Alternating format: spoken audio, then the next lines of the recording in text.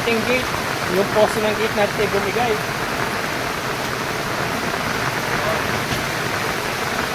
Bumigay mga kabukal. So ano, magre-reinforce ako ng isa pang poste sa tabi niya para hawakan niya kasi umuuga na. Pag pinangin, ano na, baka tumuka.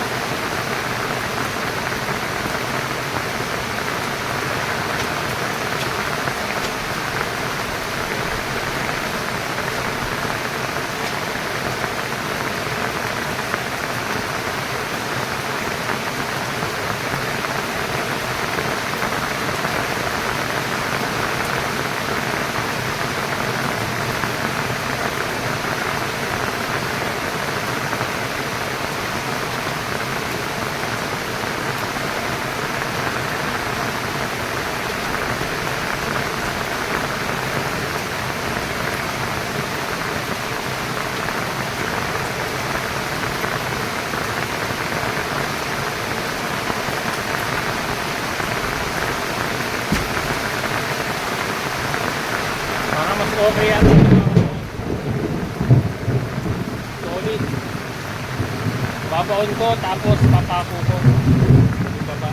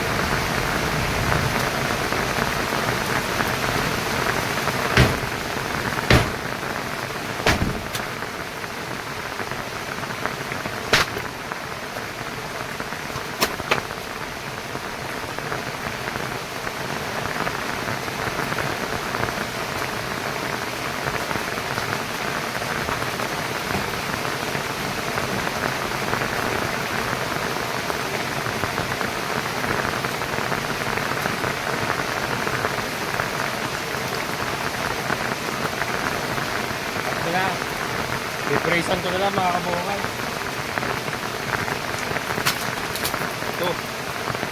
Tuloy pang bibrace ko.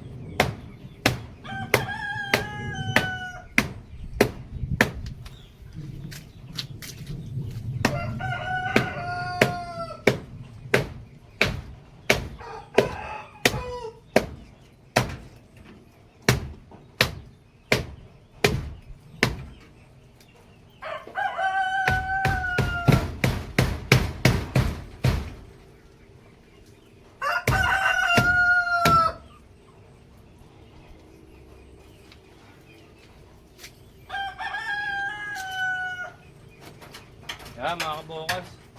At least may humahawak na. Medyo okay na yan. Yan naman eh, pansamantagal.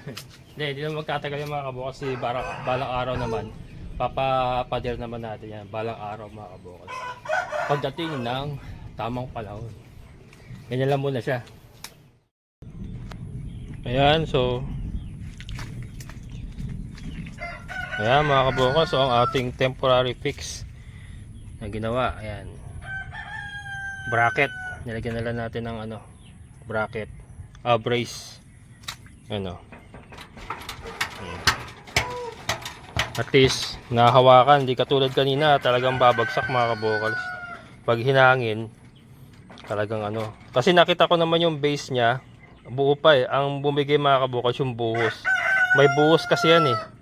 Pinabuhusan ko kila Emon dati, kaya lang sobrang tabang pala yung binabareta ko kanina, parang buhangin lang yung binabareta ko, bumabaon yung ano eh, bareta sa buhos eh, sa puting. So yun ang bumigay mga kabukals.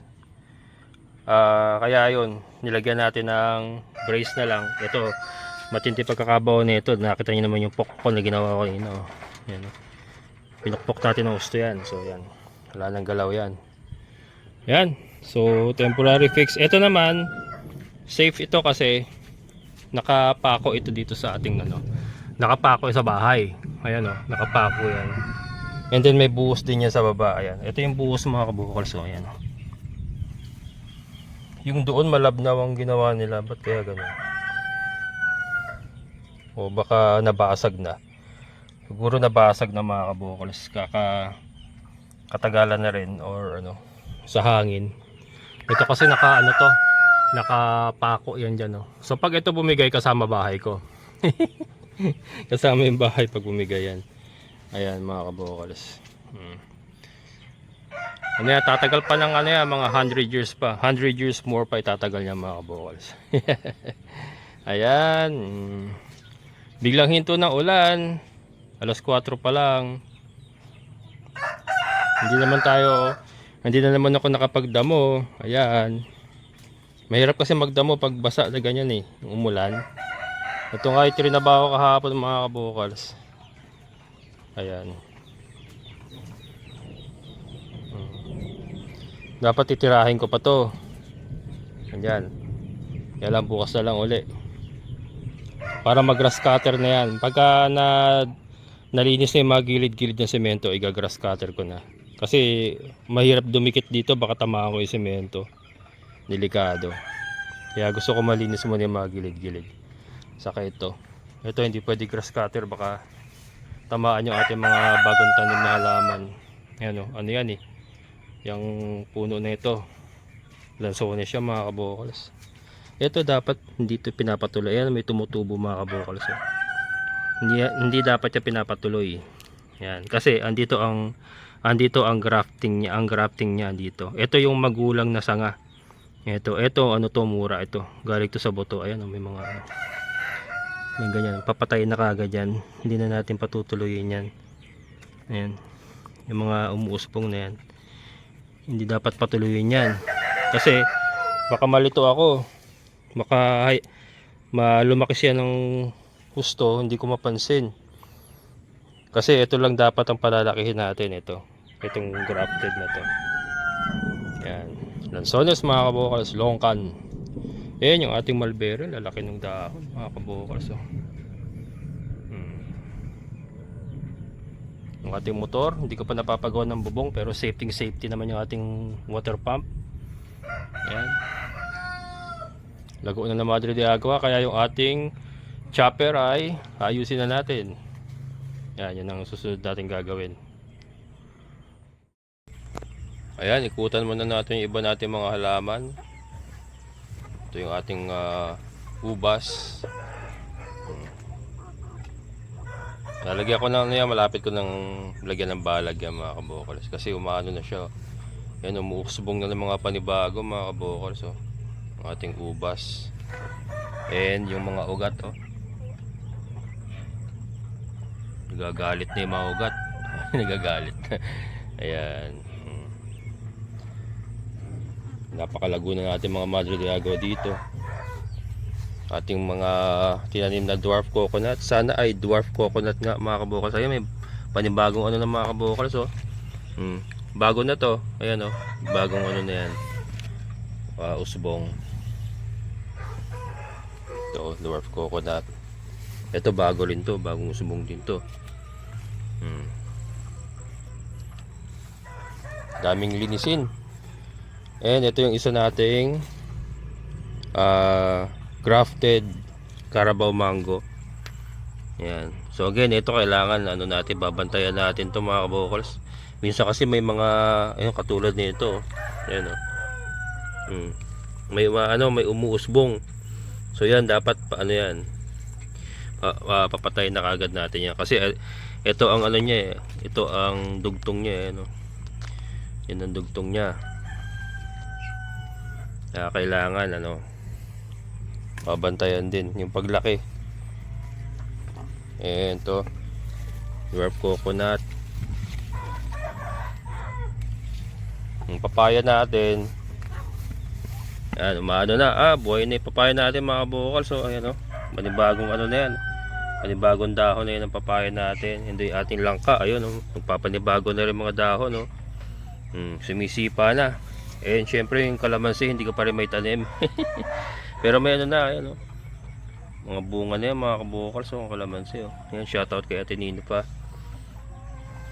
And yung ating mga dragon fruit, medyo napapabaya ako na rin, pero yan, ayusin natin yan. Lalagyan ko yan ng ano, bibili ako kay Alfred ng mahogany na ano, pamposte. Popostehin natin dito. Dito natin papagapangin sa ano. Napansin ko kasi sa dragon fruit mga kabukals, ano sila, para silang orchids. Gusto nilang kumapit sa mga kahoy. Yung napansin ko sa iba, ito kala mahila to. Yan, napansin ko sa iba. Kaya lalagyan natin ng posting mahogany para doon natin siya pakakapitin. And then iaano natin siya, tatanggalin natin siya sa pagkakadikit dito sa yero. Yan, katulad nito, ihilahin lang naman yung mga kabukals, no? Hilahin lang yan, tanggal na yan. Tapos ikakabit natin siya sa posting mahogany. Ayan. Tayo. And then ito yung isa nating Carabao mango. Ayan.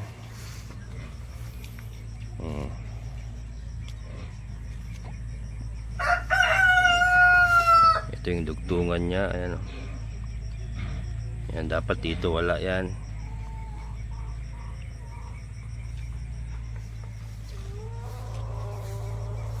Then ito yung ating may ano na, panibago na rin, no? Magpapanibago na rin usbong mga kabukals, yung ating rambutan. Yan, rambutan natin yan mga kabukals.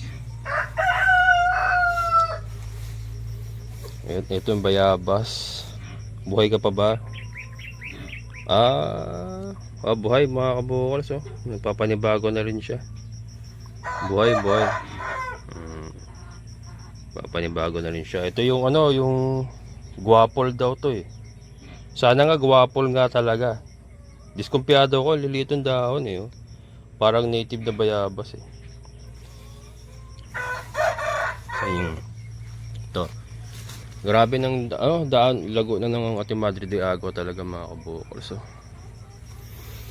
ito yung isa nating may ano rin, may panibago na rin ano. Ito, panibagong ano yan, panibagong usbong.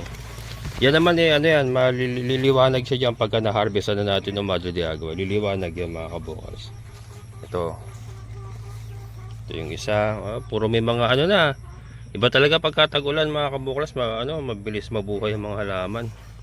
Papaya natin, buhay na rin to. Yan, Madre de Agua natin. Ito ay tordan to mga kabukals. Ano na rin, no? Ganda na rin ang tubo ng ating tordan, no? Masarap din naman yung tordan. Ayan po yung pagka nag-LBM ka, maganda pong kainin yung tordan na saging. Kasi ano yung mapakla ba? Pampatigas ng pupo. Natatandaan ko nung ako'y bata pa, eh. Yan ang binibili sa akin ng nanay ko eh. Yung mama.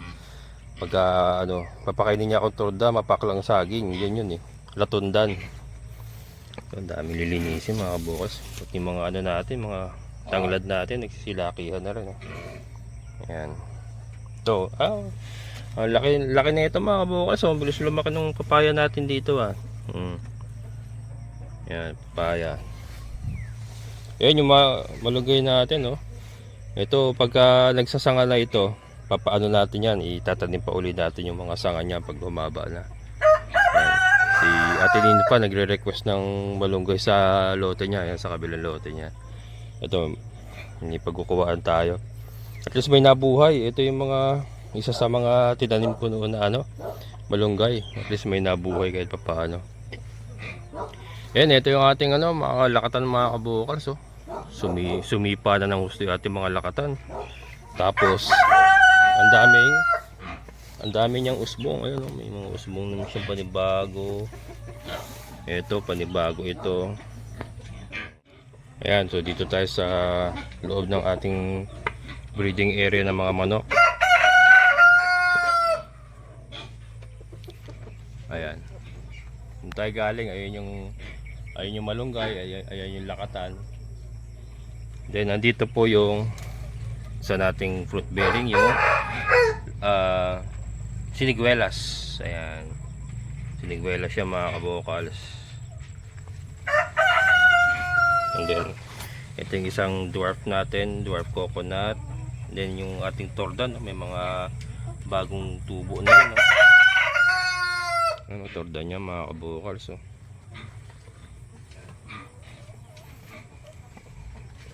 Yan, tapos pag pumasok tayo dito, yan, laki na ng ating saging sarap yan. Then ang dami na rin niyang suwi. Ang dami na rin niyang usbong. Ayan usbong, ayun, dalawa ron. Yan, ito malaki na nga itong isa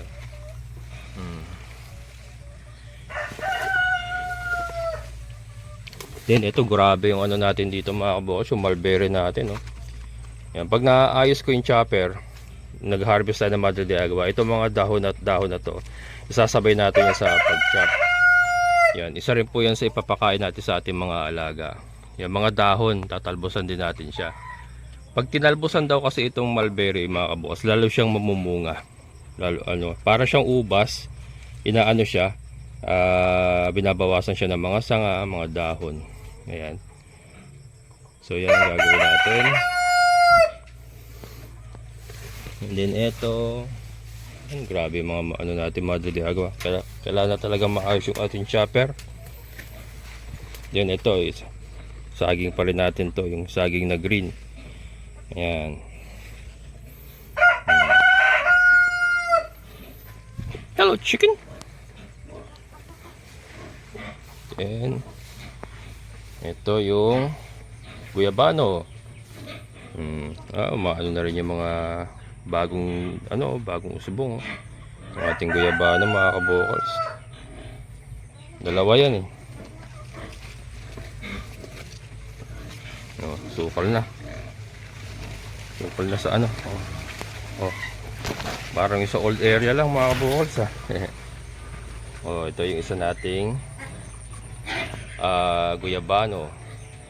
Yan, paikot pa yan. Pwede pa tayo magtanim dyan ng mga fruit bearing. Pero yan, hanggang dito lang tayo umabot. Wala pa tayo dyan. So ayun, and then ito, baboyan na natin yan. Ayan, so yan po aking update sa ating mga halaman mga kabokals. Ayan yung ating, ito, isa rin to sa ko. Kailangan kong, hindi, matigas naman. Ayan. Matigas. Pero ang plano ko, lalagyan ko ng brace pack na kabit sa bahay ng kambing. Pack, mga braces. Lalagyan natin ng braces yan. Then dito rin ganun. May brace natin yan. Pack, dito yung connecta natin sa kulungan ng baboy. Para pampatibay. Ayan po. Green na green.